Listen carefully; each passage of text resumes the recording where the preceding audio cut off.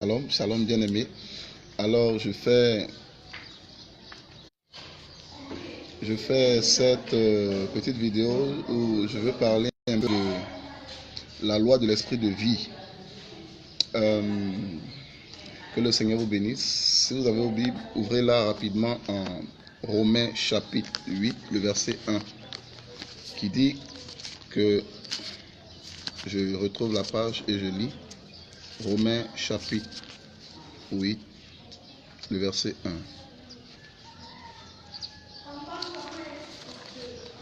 Excusez-moi pour le bruit. Excusez-moi pour le bruit.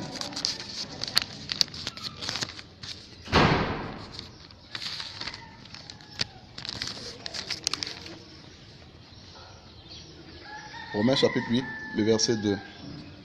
Car la loi de l'esprit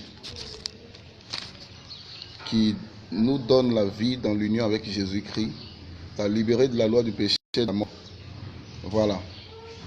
La loi de l'esprit de vie en Jésus-Christ de Nazareth. Alors je vais commencer par définir d'abord l'onction. C'est quoi l'onction? L'onction, c'est une mesure du Saint-Esprit dans la vie d'un croyant. C'est-à-dire en 1 Jean 2, le verset 27, la Bible dit que nous avons reçu l'onction qui nous enseigne toutes choses. Donc la Bible définit l'onction comme la mesure du Saint-Esprit dans la vie du croyant. Le Saint-Esprit dans la vie du croyant, c'est cela l'onction. Et le cortège angélique qui accompagne cette onction-là, au fait, c'est la présence du Seigneur Jésus-Christ dans la vie du croyant que les anges accompagnent. Parce que là où leur Seigneur est, automatiquement les anges se mettent en mouvement. Alors, la première des lois de l'esprit, parce que la Bible parle de la loi de l'esprit de vie. Au fait, dans le mystère de l'onction, l'onction fonctionne avec beaucoup de lois. Il y a beaucoup de principes qui régissent les mystères de l'onction. Ce n'est pas seulement une affaire de jeûne. Le jeûne contribue vraiment à faire exploser le ministère de puissance. Mais je vous assure que il y a certaines choses, quand tu sais, ça te permet d'aller vite. Et l'une des lois de l'esprit, c'est-à-dire la loi de l'onction, l'une des lois de l'onction, c'est la loi de l'association dont je vais parler rapidement. Si vous avez vos Bibles, ouvrez-la en 2 Samuel 23 à partir du verset 18. Je lis au nom de Jésus. Abishai, frère de Joab, fils de Sérouia, était chef de ce groupe de 3. Un jour, il brandit son javelot contre 300 hommes et les tua. Ainsi, il devint célèbre parmi le second groupe de 3. Il était le plus considéré parmi ces 3 et devint leur chef, mais il n'égala pas les 3 du premier groupe. Le verset 20, Benayo et Katsel, fils de Yoyada et petit-fils d'un vaillant guerrier qui avait accompli de nombreux exploits, tua 2 puissants héros moabites. C'est lui qui un jour de neige descendit au fond d'une citerne pour y tuer un lion. C'est encore lui qui tua un Égyptien de taille impressionnante armé d'un javelot. Il brandit sur lui armé d'un simple bâton et il arracha son javelot dont il se servit pour le tuer. Tels furent les exploits de Benaïou, fils de Yoyada, qui se fit une renommée parmi le second groupe de 3. Alléluia. Donc, jusqu'au verset 24, il observait que tous ceux qui ont marché avec David étaient des hommes d'exploit. Mais, bizarrement, David, même avant de recevoir l'onction, ne tuait pas d'ours, ni de lions. Non. Il était juste un berger. Mais dès qu'il a reçu l'onction d'huile, il va révéler maintenant à Saül que il délivrait ses brebis de l'ours et des griffes du lion. C'est ce qu'il dit. Donc, sur la vie de David, c'est-à-dire la mesure de l'esprit qu'il avait reçu, l'a mené à être un homme d'exploit. Et cette onction-là l'a fortifié. Cette onction l'a porté jusqu'à tuer Goliath. Mais on se rend compte que ces hommes-là, qui ont marché avec David, ont commencé à faire les mêmes exploits que David. Parce que l'une des lois de l'onction, lorsque tu es dans un entourage d'hommes oints, je vous assure, il y a des personnes avec qui tu marches, ça peut faire déjà exploser ton onction. Déjà exploser ton onction. Bien choisir ceux avec qui on marche. Bien choisir de marcher avec des personnes réellement ointes. Si tu n'as pas d'amis qui sont réellement oints, fais-toi des amis. Ça va augmenter le dépôt divin. Parce que pourquoi il ne faut jamais, jamais négliger les connexions. Alléluia. Et un homme comme Saül, qui avait poursuivi David, il est entré dans une garnison de prophètes. Il n'était pas prophète, mais à cause de l'atmosphère prophétique créée par la présence des prophètes, il s'est mis à prophétiser. C'est très important. La première des choses, la loi des associations. La loi des associations, je vous assure. Le fait de marcher avec certaines personnes peut catapulter ton onction. Mais de la même façon aussi, le fait de marcher avec de mauvaises personnes peut aussi affecter ton onction. Alors choisis bien tes relations, choisis bien tes amis. Marche avec des personnes réellement consacrées, qui craignent Dieu, réellement ointes, je vous assure. Le simple fait même de l'appeler, de lui envoyer un SMS, de discuter chaque jour. Toi, tu ne sais pas, mais il y a quelque chose qui se fait dans le monde spirituel. Il y a un échange, il y a des choses que tu reçois de lui. Il y a des choses aussi qu'il reçoit de toi. Alléluia. C'est important dans cette génération qu'on ait des connexions, qu'on ait des amis. Alors la première des lois, c'est la loi de l'association. Choisis bien tes amis, choisis bien tes amis du ministère. Il y a des personnes avec qui on ne doit pas couper la connexion, je vous assure. Le simple fait d'être dans la présence d'un homme de miracle, automatiquement, c'est-à-dire la présence de cette onction sur lui, là, peut dépendre sur toi. Le simple fait de causer chaque jour avec lui, de lui envoyer des SMS, de t'écrire, de parler simplement, ça déclenche des choses dans le monde spirituel.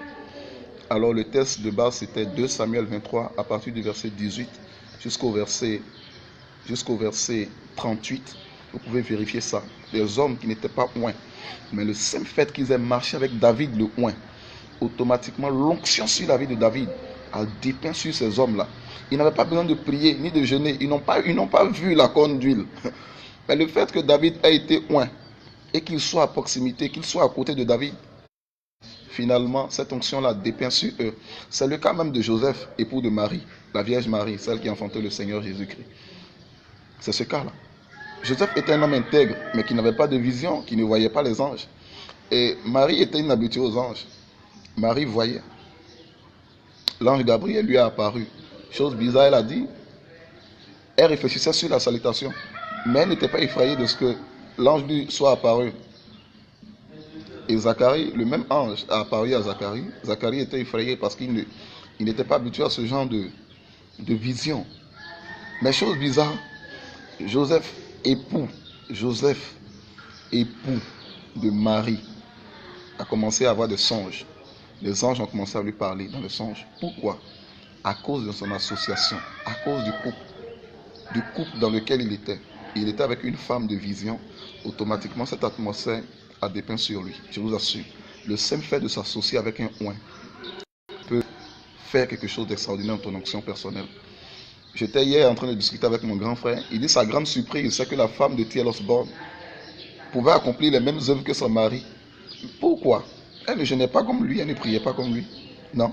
Mais le simple fait qu'elle soit associée à l'onction de son mari, automatiquement, cette onction-là dépeint sur lui. Allez voir le ministère de Tibi Joshua.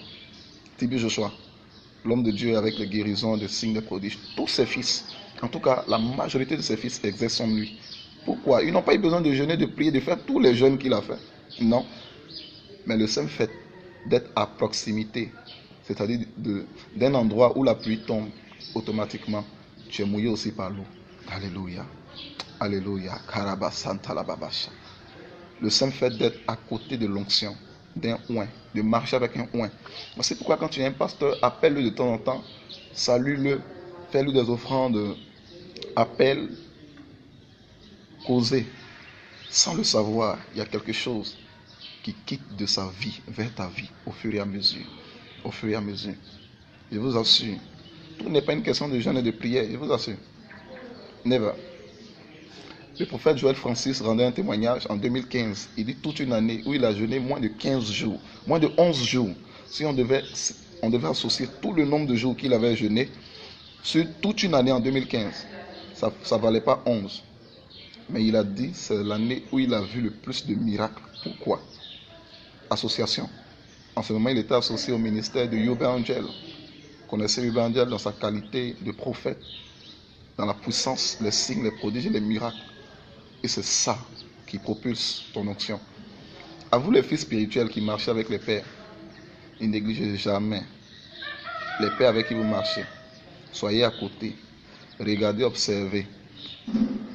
Ne soyez pas distraits, parce qu'il y a quelque chose qui quitte de leur vie vers vos vies. Je vous assure, devant Dieu. Moi, il y a des choses qui m'ont permis d'aller vite. La première des choses, c'est la loi des associations. Je sélectionne mes amis. Je rends grâce à Dieu pour la vie de l'évangéliste Alain Béranger. Je rends grâce à Dieu pour la vie de mon père spirituel. Un homme réellement oint. Le seul fait que je sois allé habiter chez lui. Je n'ai pas prié, je n'ai pas jeûné. Et dit le simple fait que je sois allé habiter chez lui.